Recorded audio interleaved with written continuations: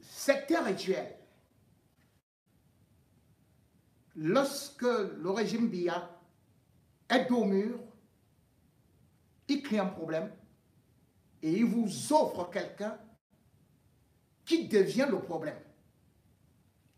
C'est ainsi que Rigobert Song, Samuel Eto'o sont actuellement le principal problème de pas mal de Camerounais. Même ceux de l'opposition peuvent être contents des malheurs qui peuvent arriver à Rigobert Song et Samuel Eto'o. C'est vrai que leur sort n'est pas à craindre, puisque eux-mêmes, ils ont soutenu et soutiennent encore ce régime-là. Ce régime-là, qui justement est celui-là, qui affame les populations, où il y a la vie chère. Au moment où on parle des milliards au niveau du football, combien ont-ils dans leur caisse? Immédiatement, parce qu'ils sont en train de vous faire passer une pilule amère. Que maintenant, le taxi, les transports doivent augmenter parce que le carburant a augmenté. Au moment où les syndicats veulent s'organiser, on revient, on vous dit que non, votre problème, c'est le football. C'est le football qui résout tous les problèmes au Cameroun. C'est le football qui a créé les problèmes avec les OTS. C'est le football qui fait que vous ne puissiez pas avoir l'assurance maladie. C'est le football qui fait que les universités soient chères et qu'il vous manque des emplois. Voilà le régime Biya. Comment est-ce qu'il fait au moment où on lui demande aujourd'hui, justement, de voir aussi le code électoral au moment où, au lieu de parler du Covid, de l'argent du Covid, il n'a jamais ouvert une enquête. Il n'a jamais ouvert une enquête sur les routes.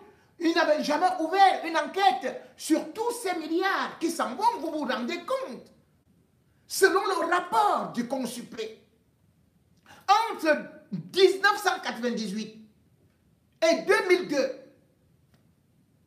2000 milliards, vous vous rendez compte, ont été détournés.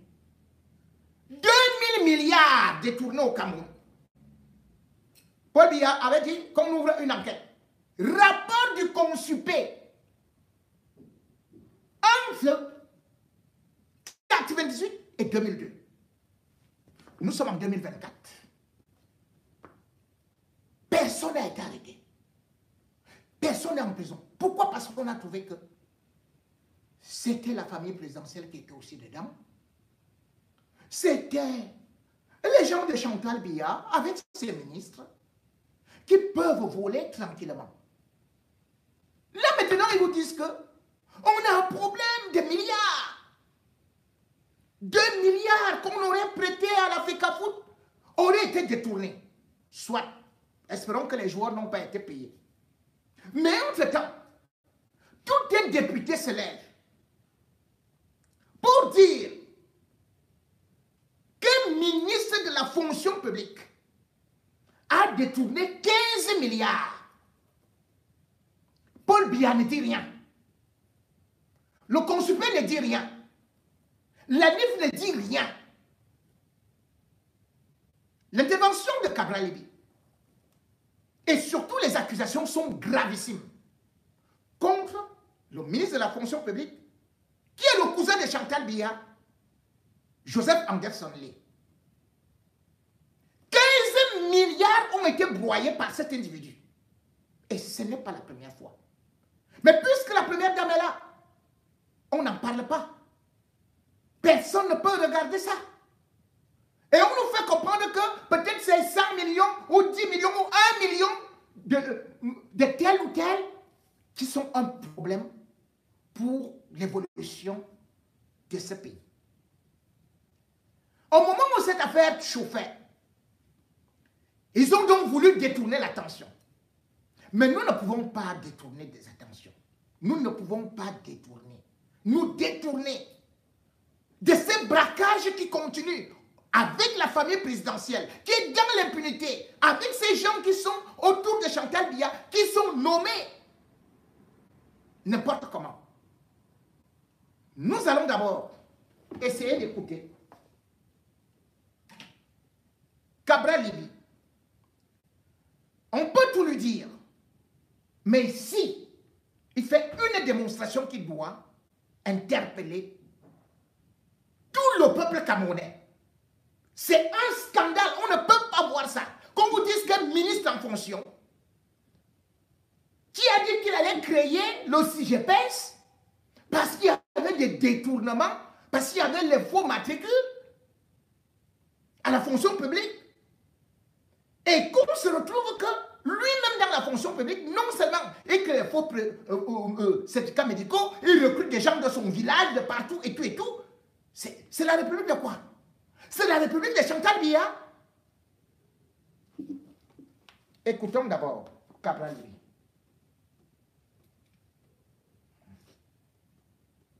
On va partir là.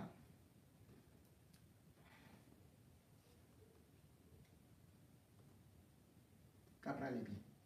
Parle. À quoi? Mes chers compatriotes, voler des milliards est un sport dans notre pays. Les voleurs arrosent simplement les chefs de réseau. Ils bénéficient alors d'une impunité et très souvent de promotions et décorations. C'est le cas au ministère de la fonction publique, du système intégré de gestion des ressources humaines et de la solde de l'État baptisé CIGEPES, un dispositif qui devrait améliorer la gestion du personnel de l'État, supprimer les faux fonctionnaires et agents de l'État et surtout éviter le paiement de faux salaires et de fausses primes qui font perdre à l'État des milliards de francs chaque année en enrichissant des voleurs. Vous vous souvenez certainement de Lebou et son réseau, qui touchait plus de 4500 faux salaires en empochant plus d'1 milliard de francs chaque année. Pour le CIGEPES 2, le Cameroun a débloqué près de 16 milliards pour acheter des ordinateurs et des logiciels. Cet argent a tout simplement été volé et rien, je dis bien rien, n'a été fait. Voici quelques repères. Le 10 mars 2011, le projet CIGEPES 2 est validé, montant 2 milliards 600 millions de francs CFA. L'Union européenne va supporter près d'1 milliard 800 millions de francs et le Cameroun environ 900 millions.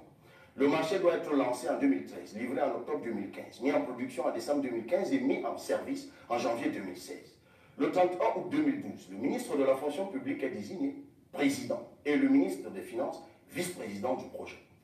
Le 26 mai 2013, on signe un marché de gré à gré avec l'entreprise CAC. Dans les marchés des fournitures, la loi dit qu'on paie 90% à la livraison provisoire et les autres 10% constituant la garantie payable à la réception définitive lorsqu'on s'est rassuré que tout fonctionne parfaitement. Mais ici, on décide qu'on paye 40% à la commande et 60% à la livraison. Le 27 juillet 2015, M. Ako Takem Chancel, à l'époque secrétaire permanent à la réforme administrative au MINFOPA, est désigné président de l'instance de coordination technique du projet CIGEPES 2. Il est donc le commandant opérationnel de l'opération de banditisme. En 2015, alors qu'on doit livrer le CIGEPES, comme pour les stades, il n'y a rien. Mieux, le gang commence à créer de nouveaux marchés et des doublons. Le 16 avril 2015, on donne un gré à gré à ITG Store, un marché de 1,8 milliard pour fournir du matériel et des logiciels. On met donc de côté les ordinateurs du Sénadi qui devaient être utilisés. Le 25 novembre 2015, Ako Takem demande de réceptionner le projet. Le 4 décembre 2015, M. Mylène Jérôme, DG de la société CAC, qui est le contractant, M. Alamine Ousmane, le Minifi, qui est le bénéficiaire, M. Gwet Biminiem de la Cowen Fed et M. Claude Ferrer de la Commission européenne font curieusement une réception technique provisoire. Le 7 décembre 2015, Ako Takem Chancel dit qu'il a reçu un jeu de paix et donc que le système marche. Le 19 avril 2016, le Premier ministre demande au MINFOPRA de lui soumettre des solutions concrètes aux difficultés du CIGEPES 2. Rien, évidemment, pour lui. Le 22 décembre 2016, il signe, le marché de gré à gré de plus de 7 milliards à la société SAP, comme lui notifie le 16 janvier 2017. Mais curieusement, une tranche de 2 milliards 700 millions a déjà été programmée et payée en 2016 à cette société fantoche. Le 9 mars 2018, il demande le PM un rapport complet sur la mise en œuvre du CIGEPES 2 et rien. Le 29 mars 2018, le ministre Lé tient une réunion pour faire croire qu'il travaille. Il n'en est rien. Le 4 mai 2018, le PM tape du poing sur la table et demande une évaluation du CIGEPES 2 qui a déjà consommé plus de 15 milliards. Le 11 mai 2018, le ministre de la fonction publique crée une commission d'enquête et préside une réunion de coordination le 16 mai 2018. Le 17 mai 2018, la commission décide d'aller visiter le lendemain les bureaux du CIGEPES loués par l'État depuis 2013 à 2 100 000 francs par mois. Écoutez, hein? Le 18 mai 2018, pendant que les membres de la commission sont en train de se retrouver au ministère de la fonction publique pour effectuer la descente prévue à 14 h, écoutez, on appelle vers 12 h pour dire que des bandits viennent de cambrioler les bureaux et ont tout emporté. Les bandits n'ont sorti d'où? Équipés et sécurisés par une société de gardiennage et gardés aussi par la police sont au deuxième étage de l'immeuble LMT situé à la rue Sepper, au cœur de Yaoundé, la capitale. Monsieur Akotak Bena Hubert déclare que 17 ordinateurs complets, 2 serveurs et plusieurs autres équipements ont été emportés. L'affaire est enterrée. Le ministre qui dit être rigoureux s'appelle Monsieur Lé. Du 28 mai au 12 Joseph Anderson, l'audition des principaux responsables, Fopa Gabriel et Kakanou Albert de ITG Store, même lui, régisseur des fonds PRFIB, Akotakem Chancel, Madame Safa Berthe, Monsieur Sasso Mbile, Abena Hubert, Mylène Jérôme, d'autres ont refusé de comparaître, comme Moussi Justin Hilarion du secrétariat technique de l'ICT et chef du groupe de travail opérationnel du projet CJPS 2, ou Madame Tsama Micheline, présidente du secrétariat technique de l'équipe projet du CJPS 2. Allez dire, ils ont la godasse évidemment. Mes chers compatriotes, après avoir payé presque 16 milliards, sans avoir le moindre début de commencement du fonctionnement du CJPS 2, ces gens vaquent tranquillement à leurs occupations. Monsieur Joseph Lé, contrairement à l'image d'homme intègre et rigoureux qu'il se donne dans les médias, a refusé de saisir le tribunal criminel spécial pour que les auteurs du détournement de près de 15 milliards de francs CFA soient jugés et condamnés. Mieux, mais c'est lui-même. Il a plutôt été promu en juin 2020 secrétaire général d'un ministère.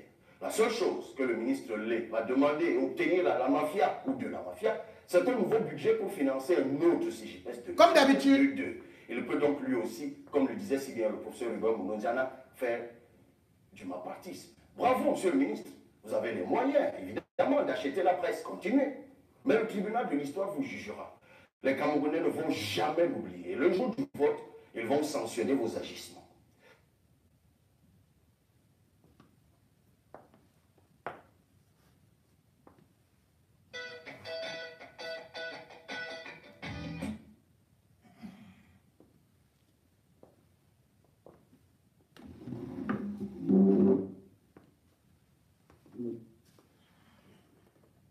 Quand c'est bon, on applaudit. Je ne suis pas quelqu'un qui tape lorsque c'est bon. Mais quand c'est mauvais, je tape. Et quand c'est bon, j'applaudis. D'aucuns pourraient dire, mais il a dit qu'il est député. Il fallait qu'il fasse ceci avec les membres de l'Assemblée. Mais à l'Assemblée, vous ne suivez rien. Il faut bien qu'il vienne les afficher comme ça. Parce qu'il peut parler à l'Assemblée, il n'a pas la majorité. Eh bien, beaucoup d'autres sont partis à l'Assemblée, n'ont jamais pu rien changer. Est-ce pour cela qu'on ne va pas partir aux élections, puisque Maurice Kamto, même avec le MRC, était déjà parti à l'élection. Et puis, nous-mêmes, nous sommes en train de faire encore une campagne qu'on doit aller à l'élection. Cabral Libi avait choisi donc cela. Et ce n'est pas de ça que je parle aujourd'hui. C'est de ce sujet qui est brûlant, que les députés ne vont jamais traiter. Et même si traite, il y a quoi? La première dame est là. C'est elle qui a choisi Joseph Lé. Joseph Anderson Lé. Médiocre journaliste de la CRTV. Celui-là qui pour la diction, la règle élémentaire de Cicéron, il ne maîtrisait pas. Joseph Lé, dont les éditoriaux aussi vinaigrés que plats ne pouvaient même pas attirer des mouches, c'est lui accueilli en grande pompe comme directeur adjoint du cabinet civil à la présidence de la République. Parce qu'il a eu l'onction de Chantal Biya. Parce que Chantal Biya a parcouru comme ça, dit que Joseph Lé vient ici. Mais depuis qu'il est là, il n'est que dans des scandales. Il est directeur adjoint du cabinet civil. Mais Paul Biya le nomme président du conseil d'administration de la SOCAPAM, de la SOPECAM, la société éditrice de Cameroun Tribune. Joseph Lé va monter une opération. Alors qu'il est PCA. Et Marie-Claire Nana, directrice. Nous sommes dans les années 2010-2011. Il va donner à son beau-frère, Paul Biya, qu'il faut équiper, il faut acheter une rotative. Une rotative. Pour imprimer les bulletins de vote, pour faire ceci, et pour imprimer Cameroun Tribune, un journal que personne ne lit. Paul Biya dit, hein, annoncer à la télé qu'il va sortir 4 milliards de francs CFA. Au lieu de donner à la direction, au lieu de débloquer cet argent pour la direction de la Sopecam, qu'est-ce que Paul Biya va faire? On débloque cet argent pour le PCA, qui est Joseph Lay. Joseph Anderson Lay. Il y avait de bons journalistes, éditorialistes, comme les gens attendaient à l'époque, et tout, et tout. Joseph Lay se retrouve. Joseph Anderson Lay. Joseph Anderson Lay, ou là, ou lui, ou je ne sais même pas, quel est même son nom là. Vous le connaissez, je ne veux même pas l'afficher là. Parce que c'est... Il était maigre comme ça. Le gars déjà, les fesses là-bas, le ventre là-bas, il fait la concurrence avec Momo. Ils sont le même tailleur. Il mange nos milliards. Regardez les joues de Joseph Lay, ça vient déjà jusqu'ici, de telle sorte que les yeux ne se voient même plus. Le pantalon entre, pour la première fois, je vois le pantalon qui entre comme ça, là, comme si lui n'avait... Hey! Joseph Lay. Et je reviens, non, ça c'est l'argent des milliards. Les milliards là qu'il avait bouffé. L'affaire déclenche qu'il n'y a pas de rotative. On envoie le consupé là-bas. Le consupé a auditionné 64 personnes qui toutes disaient la même chose. Népotisme, favoritisme, les mêmes recrutements, les mêmes choses qu'il fait à la fonction publique. Qu'il fait venir des cousins, des petits, des petites, de ceci, de cela, et il sort de l'argent, lui qui est PCA, et qui est payé au cabinet civil. Il prend l'argent, il prend congé payé. L'émission, il envoie ses frères, ses cousins, ses nièces, tout et tout. Il est le premier à commencer les congés ou bien les missions de 400 heures, de 400 jours par an. Joseph Lay. Il est le premier. Lorsque le consulat arrive, on demande donc à Joseph Lay. Les journalistes s'intéressent. Puisqu'il est notre confrère, on va appeler Joseph Lay. Oh, je m'occupe de 30 ans de Paul Biya, le président de la République, son excellence. Vous n'avez que ça à faire et tout et tout. En ce temps, il a acheté une fausse rotative qu'il avait abandonnée au niveau de l'ancien aéroport avec la poussière. Or, il fallait construire d'abord. La construction, il avait évalué ça au bien 1 milliard combien?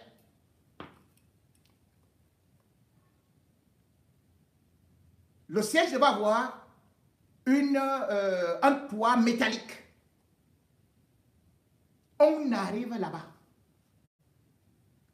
Rien. Alors que c'était dans le budget. Il prend l'argent à la présidence et il fait aussi débloquer de l'argent au niveau de la Sopecam. Dans le budget de la Sopecam. Lui et ses amis ont bouffé tout ça. Il a acheté tous les membres du conseil d'administration qui pouvaient avoir chaque mois pour le bon de carburant 250 000. Il donnait à Issa Chiroma, qui était ministre de la communication, il lui donnait 1 million de bons de carburant et tout. Lui-même, alors là, sans oublier qu'il a croqué les milliards, On vient, on trouve que rien n'a été construit. Le consupé a fait le rapport contre Joseph Lay. Qu'est-ce que Chantal Biya a fait? Elle a pris ça, elle a déchiré, elle a jeté sur le visage de Biya. Au lieu d'aller en prison, il a eu la promotion. Et d'ailleurs même, quand vous voyez l'agitation de Chantal Biya dans les réseaux sociaux, ça vient de qui? C'est Joseph Lé. C'est Joseph Lé qui a ouvert le compte Facebook à Chantal Biya de faire qu'elle aille danser dans les réseaux sociaux. Première fois, c'était le 4 décembre 2012. Paul Biya n'était jamais sur les réseaux sociaux. Joseph Lé est arrivé, il a dit, oh, on va faire le modernisme et tout et tout. Paul Biya n'était jamais... Ses anniversaires, on ne les voyait pas. Si lui, peut-être en 2008, où il devait être là avec ou Mandela ou quelque chose, il était avec des grosses personnalités, il n'y avait que quelques photos. Paul Biya ne voulait pas être vulgaire. C'était le président qu'on voyait, donc on craignait et tout ça. Joseph Lé arrive à étudier pour voler. Il dit, on va prendre des ingénieurs qui vont... Oh, ça fait combien? Ah, Joe. Ah, je savais combien. Madame, pour cette opération, ça va faire 295 958 centimes 8... Ah, Joseph Lé. Le type là connaît les chiffres. Alors que Joseph Lé était dernier en calcul à Bomba, à l'école primaire. Il revient, il dit maintenant pour l'anniversaire de Paul Biya, c'est là où on va organiser pour la première fois un gâteau. Nous sommes le 13 février 2013. Voilà le premier gâteau organisé par Joseph Lé. Le gâteau de Joseph Lé pour l'anniversaire de Paul Biya, où il n'y avait personne, hein. Il n'y avait que ces quelques petits membres là. Avec Chantal Biya, on devait filmer. Il a dit qu'il a fait venir les photographes de la Pologne, d'autres d'Israël, d'autres venaient des États-Unis et tout, et tout, et tout. Il y avait quelques maigres blancs comme ça là, qui eux-mêmes étaient sans caleçon. Vraiment de Dieu. La facture du gâteau. Il est parti prendre un Pakistanais pour le gâteau de l'anniversaire. 600 millions, 860 combien de quoi là, 490, centimes.